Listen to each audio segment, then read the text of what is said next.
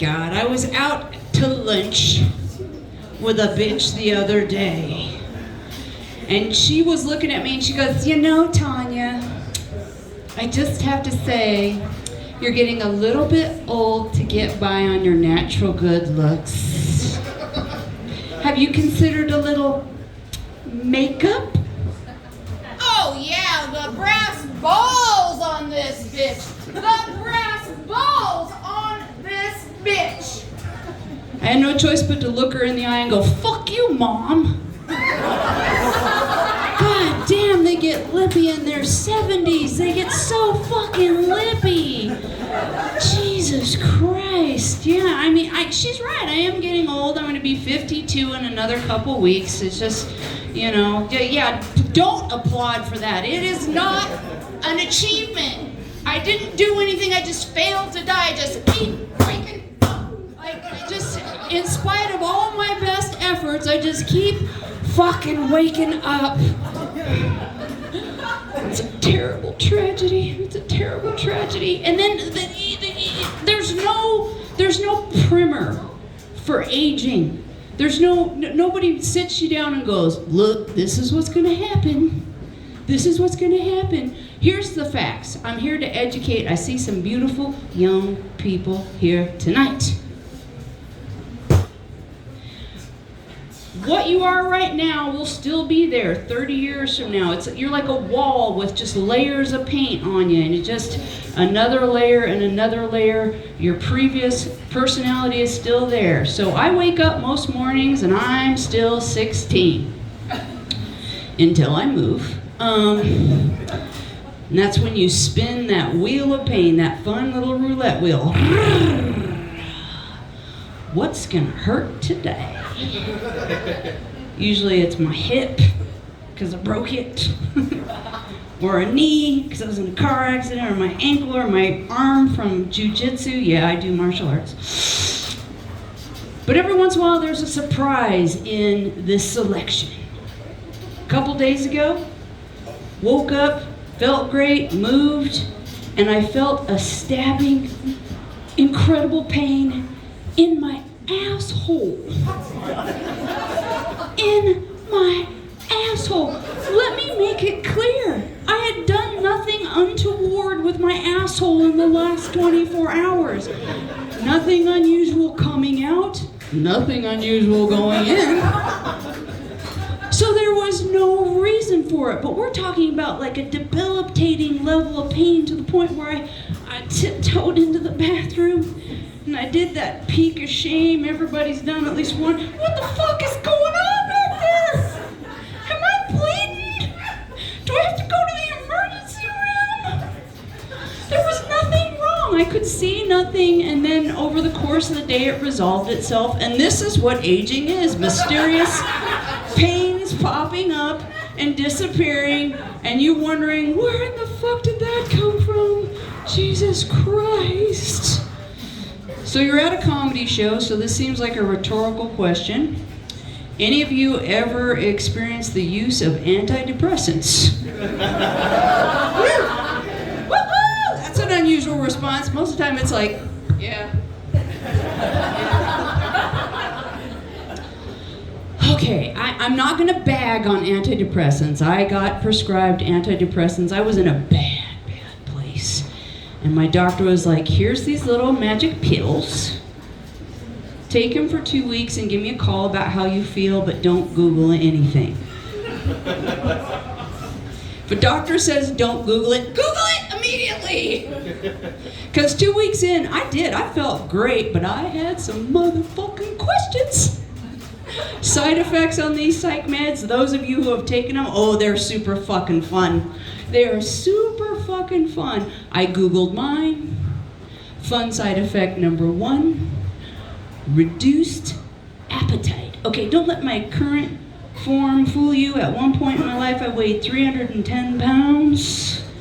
I love to eat. I've been kicked out of an all-you-can-eat restaurant no less than 4 times in my life. All of a sudden, I didn't enjoy anything. I didn't even cheesecake, all my favorites. It just tasted like sawdust. Fun side effect number 2, reduced sleep. Suddenly I was sleeping 4 hours. 4 hours. I'd been depressed. Previously I'd been sleeping 9 to 12. Try to entertain yourself for 20 fucking hours in a day and not lose your mind. Especially when you have kids and you have to be quiet late at night. But it was the last side effect that really did me in. It was the last side effect. They call it reduced libido. Reduced my ass. You can't come. You can't come. I know, because I called in sick and I dedicated a whole fucking day to this project. A whole fucking day.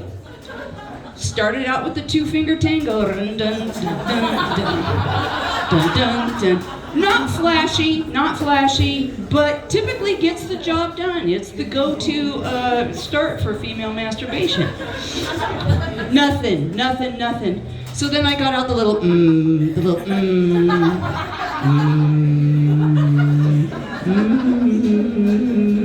Still nothing. I finally broke out the heavy-duty Husqvarna gas-powered model. You know, the one that shakes the whole like your teeth are coming loose. Still nothing. And that's when I realized I had to get off antidepressants, because regardless of how good I felt, if I can't eat, and if I can't sleep, and if I can't come, what the fuck do I have to live for? There's just no point. And that's when I started microdosing. Does anybody here know what? Okay, if you don't know, that's when you take a very small amount of hallucinogens on a daily basis to try and control your issues. I recommend it for absolutely no one. Because there is no real guidance. You're on a fucking Reddit page, some dippy hippie saying, you should feel it, but not. What? I need dosages, you retard. Come on. Tell me amounts. Tell me where to start. So you're cruising around with the edges sizzling, going, coming in hot, you know, for days and days and days. But I did finally tune it up, and here we are. I'm very stable now, can't you tell? No, I'm not, so here we go. Are we ready to get into the weird shit? All right, I see a lot of ladies in the room. Thank Jesus.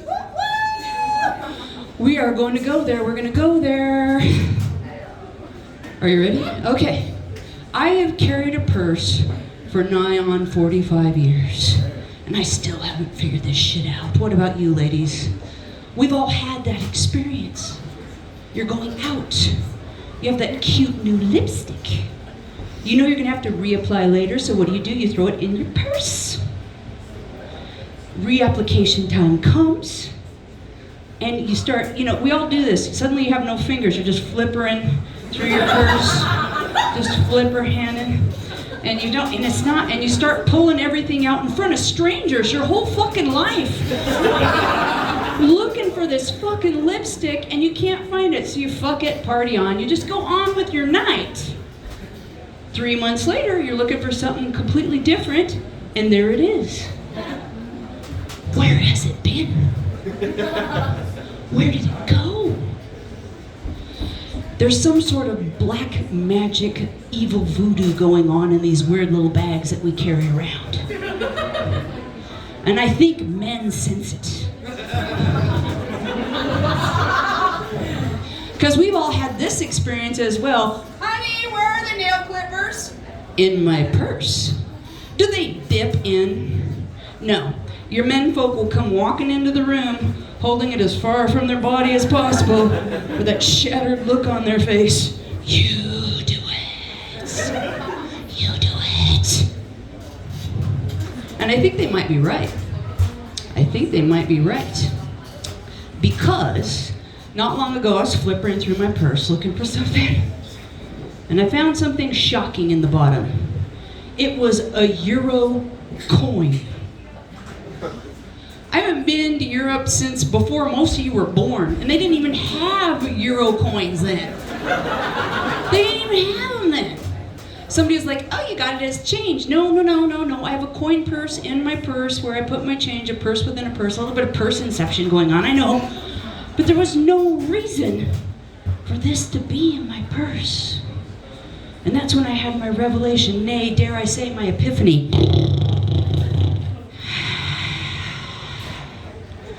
There are wormholes attaching all locations to all other locations on the planet Earth. And purses are the portals.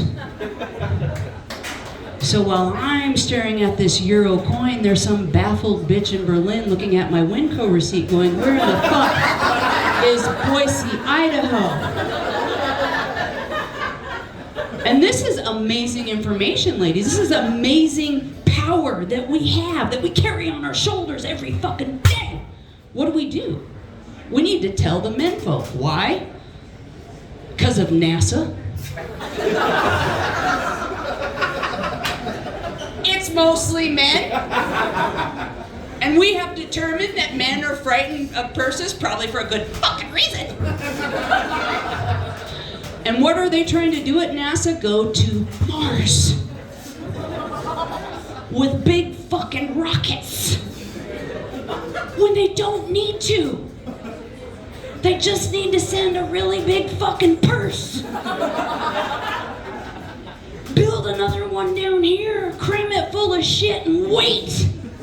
Nature will start taking its course and shit will start blipping back and forth. We'll save a lot of resources, we'll save a lot of lives, and then on top of it all, ladies, we love this, corporate sponsorships.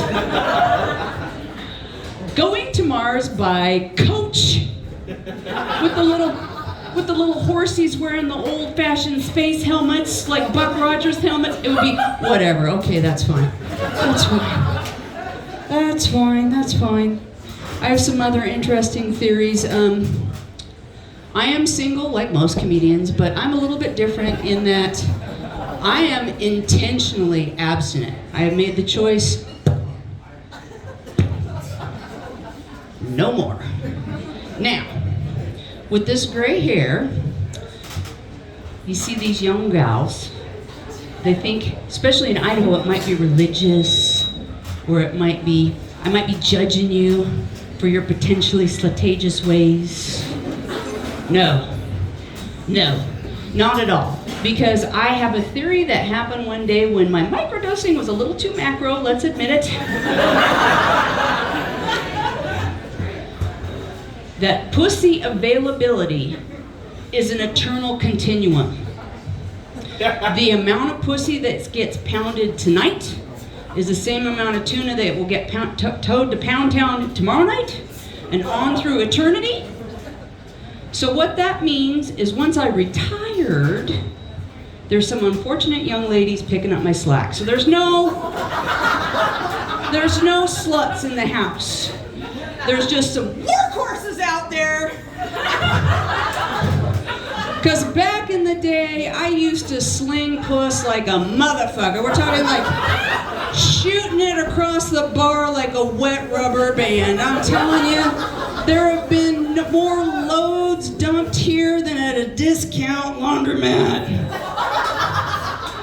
There have been more clips dropped here than a Las Vegas country music festival. My tubes are tied. No children died in that mass shooting. Jesus Christ. Jesus Christ.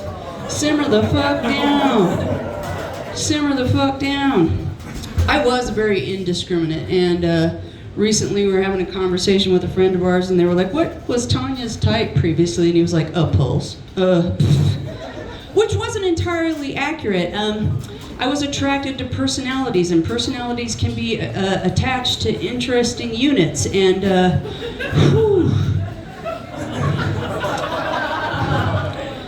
there was one time that this pair of just sparkling eyes and a great laugh, I was just like, I gotta fuck that one. I must fuck that one. The problem being is that one was 6'7" and 800 pounds. Okay. If the Mission Impossible theme is not running in your head right now, you have never fucked, because I am 5 foot nothing and this, and then, okay, so, but I was DTF as fuck. Like, we were, so, let's go back to your place. So the first thing we tried was me doggy style on the bed. Now, Dick was still a good 4 inches above my ass, and when you're 800 pounds, a sustained knee bend is not an option. So then we tried like some other things, and this, it was just like, and I still wanted this man so bad. I went from DTF down to fuck to DTF determined to fuck. So he was like, I got a CPAP machine, well I'll just lay on my back and you get on top. And I was like, all right, I'm down. Okay, so I don't know if you have been with a very large person, but the first thing I had to surmount was I like this guy. I'm not trying to put him down. I liked him a lot. But you had to get that belly out of the way. Like, he had to hold the top, and I had to push from the bottom. And then I just kind of flossed on down. Just flossed on down until the magic bits touched. Hallelujah, hallelujah, hallelujah, hallelujah. I was so happy. But my legs are still short, which means I was essentially on my tippy toes. So like, have you ever ridden a barrel? Like, this was all I could do, was just kind of, which is not effective for anybody to reach an orgasm. Nobody was gonna come like this. I did that for a few minutes, and we both agreed that was enough, and we stopped, and we just did hand stuff, which is where we should have gone in the first place, just hand stuff, and I was quite pleased, and I was like, we have to do this again. But a couple days later, he called me back, and he was like, Tanya, I don't want to see you again. He said, I feel like you thought my dick was too small. There really is no polite way to say your dick wasn't too small, the rest of you was too fucking big. So I just let it lie. So people ask me things about my choice to be completely single after my divorce. They were like, why don't you cougar up a little? Why don't you chase after those younger men, those bad boys? Young ladies, please do hit the bad boys. Just know that they're going to be trying to dish out a dick whipping. Like, you can look it up in Urban Dictionary. They're called hobosexuals.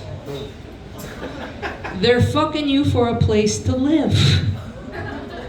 So just keep your mind clear and just like, don't get attacked. Don't let them stay the night. Don't give them any cash. And men, they feel it's like, why is this loser slinging so much dick? Why is he getting so much puss? Oh, you should not feel jealous. Who is here with their girl or their date or whatever? You? All right.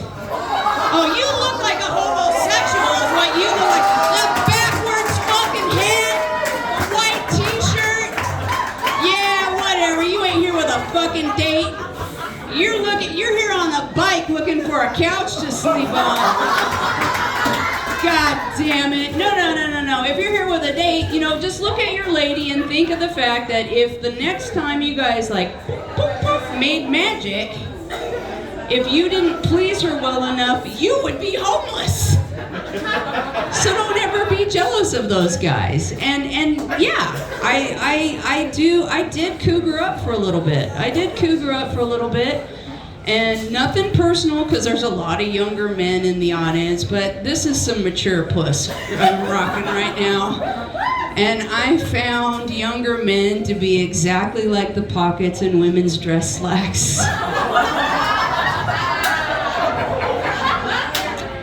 shallow, useless, wholly cosmetic. So if you ever catch me with a 22 in my mouth, it's gonna be a caliber, not a person, I promise you.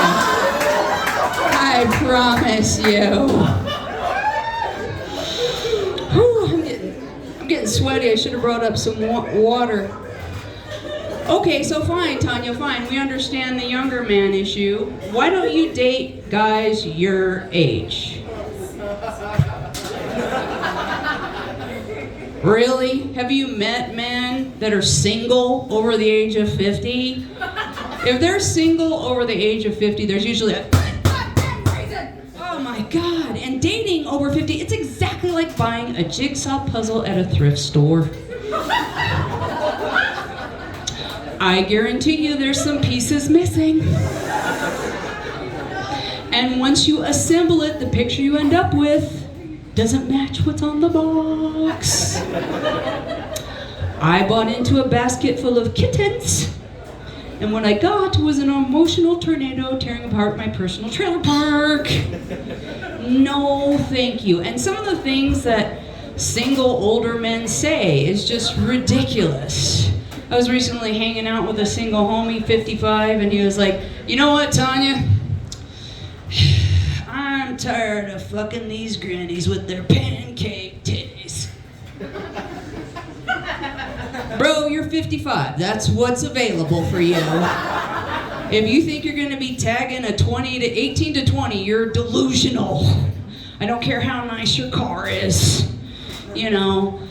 And then I thought about it for a minute, and I had to, you know, at this point, I wish I had pancake titties. As previously recapped, at one point I weighed over 300 pounds.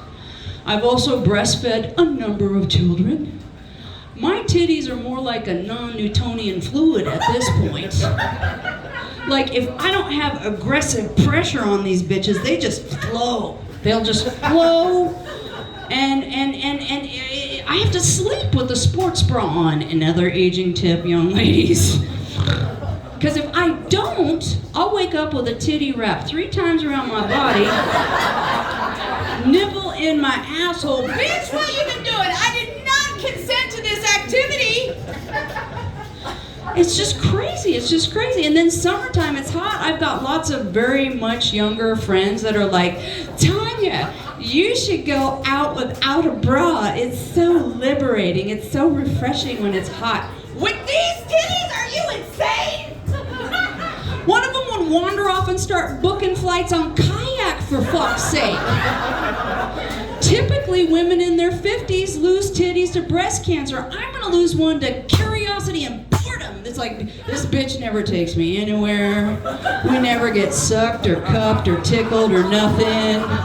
We just sit at home and we go to these comedy shows and get all sweaty and embarrassed. Just fucking talks bad about us. Fuck this bitch. We're out of here. We're out of here. You just fucking leave me. That's fine. That's fine. The last problem with men in my age cohort is that they were raised on 80s rom-coms. Y'all familiar? But some of you weren't even born yet, for sure. But I'm sure you've seen 1 or 2 80s rom-coms. 1 or 2, they're very popular.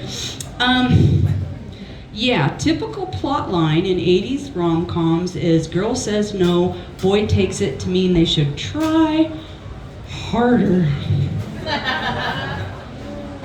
For some reason, this was cute in the 80s, but in 2023, very rape adjacent. And very unpleasant. So I had one of these older guys that he was not taking my no for an answer and just kept trying different angles to get me to say yes. And it was not working out well. He decided to go clever, and this is what passed for clever for this douche canoe, okay? He said, Tanya, I know you're a nerd, and I know you like games. So here's what I propose. You pick the game, and if you win, I leave you alone. But if I win, we fuck. I didn't have to think for more than a second before I said, Russian roulette! Because either way, I win! If you take the bullet, you're dead, and I don't have to listen to your happy horseshit anymore. And if I take the bullet, well, you're stuck pumping away at my slowly cooling corpse. Woo! My name is Tanya Cope, and my friends have shortened that to Taco. You have a good night, friends. And I know you will, because